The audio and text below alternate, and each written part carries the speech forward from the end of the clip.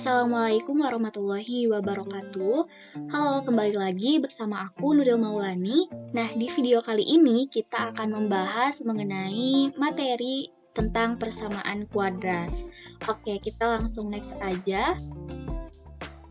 Adapun submateri yang akan kita bahas di video kali ini, yang pertama yaitu mengenai definisi, yang kedua bentuk umum, yang ketiga menentukan akar-akar persamaan kuadrat, yang keempat diskriminan, yang kelima jumlah dan hasil kali akar-akar persamaan kuadrat, dan yang terakhir tentunya untuk melatih kemampuan kalian semua, saya menyediakan latihan soalnya. Jadi nanti ketika semua materi sudah dirasa cukup dipahami, bisa langsung mengerjakan latihan soalnya. Oke, yang pertama kita next ke definisi terlebih dahulu. Jadi definisi dari persamaan kuadrat yaitu suatu pernyataan hubungan dua hal yang memiliki nilai sama dan disimbolkan dengan simbol sama dengan, serta memuat variabel dengan pangkat positif dan memiliki pangkat tertinggi dan variabelnya adalah 2. Oke, selanjutnya setelah kita mengetahui definisi dari persamaan kuadrat, kita harus mengetahui bagaimana bentuk umum dari persamaan kuadrat. Nah, persamaan kuadrat ini sendiri memiliki bentuk umum yaitu ax kuadrat ditambah bx ditambah c sama dengan 0, di mana keterangannya untuk a, b, dan c adalah bilangan real dan a tidak sama dengan 0. A itu merupakan koefisien dari x kuadrat, B merupakan koefisien dari x, C merupakan konstanta, dan X merupakan variabel. Nah, di sini ada contohnya, diberikan suatu persamaan kuadrat 2x kuadrat dikurangi 36x ditambah 5 sama dengan 0. Nah, berarti di sini yang menjadi koefisien dari x kuadratnya atau nilai dari si A-nya yaitu 2, kemudian koefisien dari X-nya atau nilai B-nya yaitu negatif 36, dan konstantanya adalah 5. Oke, next. Nah, di sini ada yang harus diperhatikan, bahwasannya ada beberapa macam nama terhadap bentuk persamaan kuadrat. Yang pertama, jika A sama dengan 1, maka persamaan menjadi AX kuadrat ditambah BX ditambah C sama dengan 0.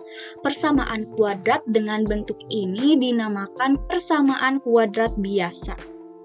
Selanjutnya, jika B sama dengan 0, maka persamaan menjadi AX kuadrat ditambah C sama dengan 0, di mana persamaan kuadrat yang berbentuk seperti ini dinamakan persamaan kuadrat sempurna.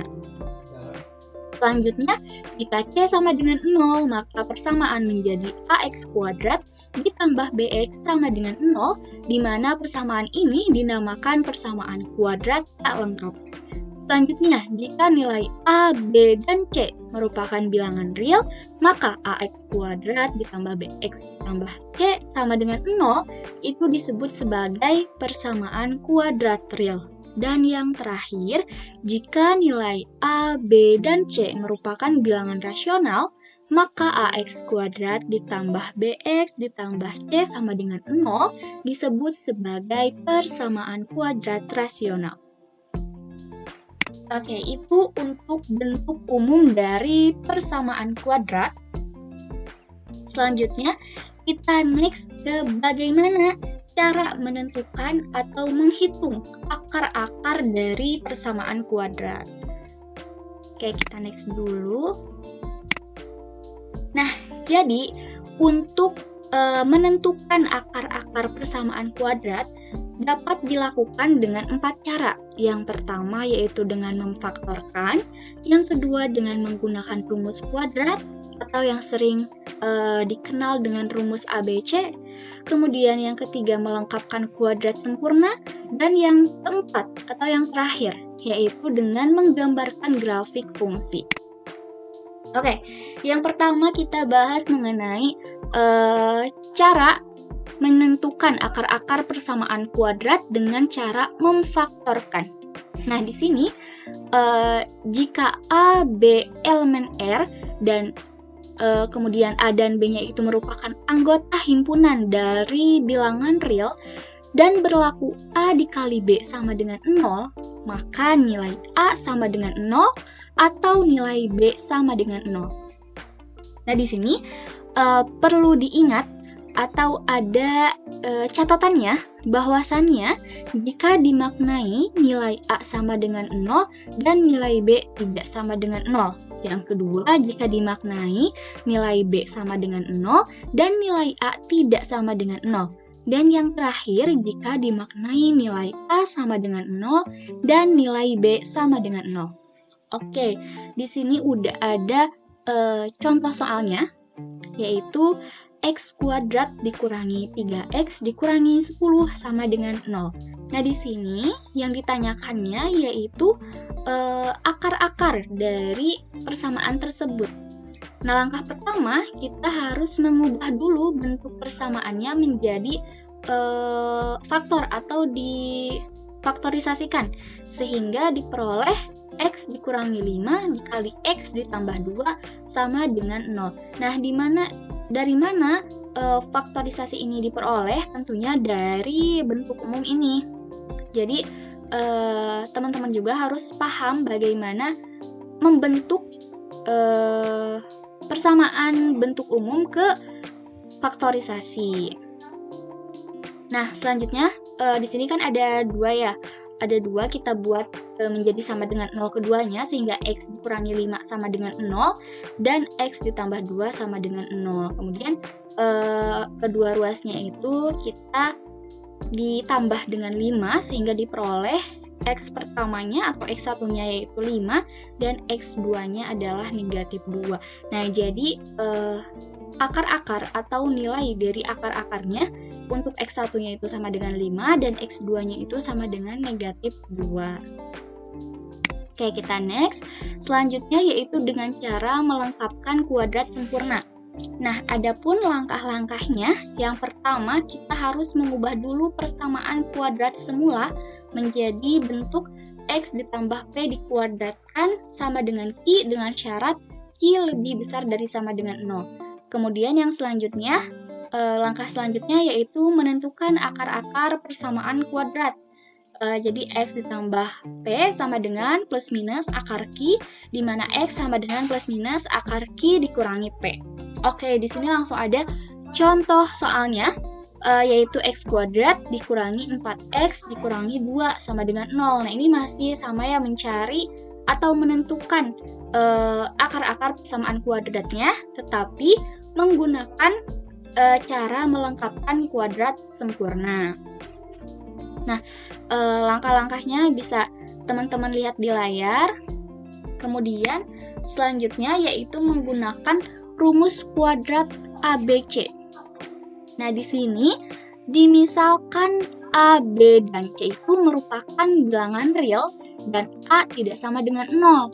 Maka akar-akar persamaan kuadrat AX kuadrat ditambah BX ditambah C sama dengan 0 ditentukan oleh X1 sama dengan negatif B ditambah akar B kuadrat dikurangi 4AC per 2A atau X2 sama dengan negatif B dikurangi akar dari B kuadrat dikurangi 4AC per 2.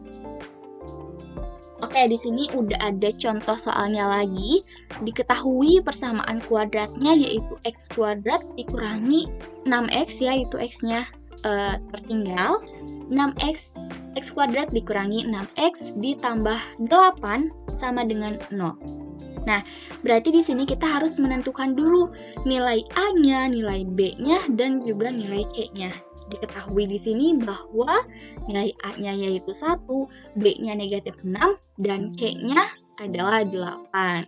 Nah, setelah kita mengetahui nilai A, B, dan C, kita bisa langsung mensubstitusikan ke rumusnya. Jadi, rumus untuk X1, X2 ini yaitu negatif B plus minus akar dari B kuadrat dikurangi 4AC per 2A. Berarti kita tinggal substitusikan saja sehingga nanti diperoleh hasilnya yaitu X1-nya 6 dikurangi 2 dibagi 2 yaitu 2, atau X2-nya 6 ditambah 2 dibagi 2 atau hasilnya 4. Nah, jadi akar-akar dari persamaan kuadrat X kuadrat dikurangi 6X ditambah 8 sama dengan 0 adalah 2 dan 4. Oke, itu untuk menentukan akar-akar persamaan kuadrat. Selanjutnya kita ke diskriminan. Oke, kita ke diskriminan. Nah, jenis-jenis akar persamaan kuadrat. Persamaan kuadrat AX kuadrat ditambah BX ditambah C sama dengan 0 dengan nilai diskriminannya yaitu D sama dengan B kuadrat dikurangi 4AC. Nah, di sini jika nilai diskriminan lebih besar dari 0 atau D lebih besar dari 0, maka persamaan kuadrat mempunyai dua akar real yang berlainan. Jika D berbentuk kuadrat sempurna, maka kedua akarnya rasional. Dan jika D tidak berbentuk kuadrat sempurna, jika D sama dengan 0, maka akar persamaan kuadrat mempunyai dua akar yang sama atau akar kembar, real dan rasional. Jika D kurang dari 0, maka persamaan kuadrat tidak mempunyai akar real atau kedua akarnya tidak imajiner. Oke, untuk contohnya bisa dilihat ya, sehingga diperoleh dari contoh tersebut nilai D-nya atau diskriminannya itu lebih dari 0, yaitu nilainya adalah 9. Nah, sehingga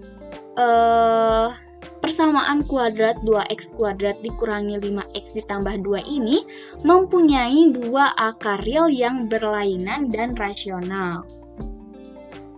Oke, selanjutnya ke jumlah dan hasil kali akar-akar persamaan kuadrat.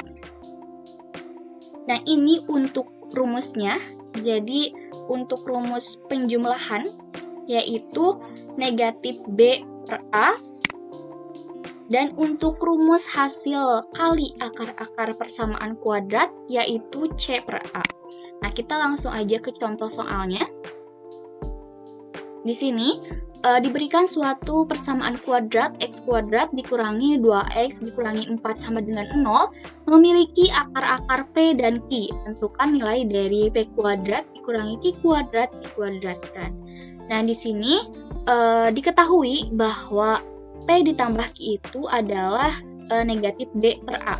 Berarti kita mensubstitusikan nilai B dan A-nya, di mana diketahui di soal bahwa B-nya itu negatif 2 dan A-nya itu adalah 1, sehingga P ditambah Q diperoleh nilainya yaitu 2. Selanjutnya, tadi untuk P dikali Q, yaitu C per A. Berarti kita mensubstitusikan nilai C yang mana diketahui di soal yaitu negatif 4 dan nilai A diketahui di soal yaitu 1, sehingga diperoleh untuk hasil kali akarnya yaitu negatif 4. Nah, karena yang ditanyakan yaitu P kuadrat dikurangi Q kuadrat dikuadratkan, maka bisa kita langsung mensubstitusikannya. Sehingga diperoleh nanti hasil akhir dari P kuadrat dikurangi Q kuadrat dikuadratkan yaitu 80. Oke, karena pembahasan mengenai materi persamaan kuadrat sudah selesai, nah untuk menambah lagi pemahaman atau mematangkan kembali pemahaman kalian mengenai materi persamaan kuadrat ini, bisa langsung melanjutkan ke latihan soal. Nah, di latihan soal ini bisa dipilih juga.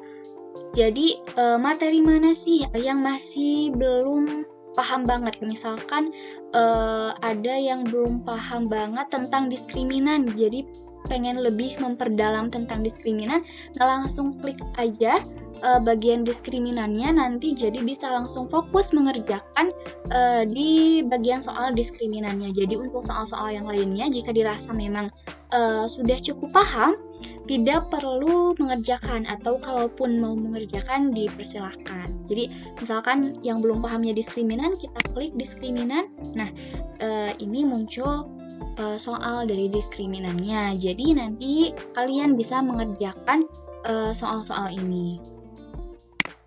Oke, mungkin sekian yang dapat saya paparkan. Mohon maaf apabila masih ada kekurangan. Dan jika ada yang mau ditanyakan, silahkan share atau kirimkan pertanyaannya di kolom komentar. Sekian, terima kasih. Wassalamualaikum warahmatullahi wabarakatuh.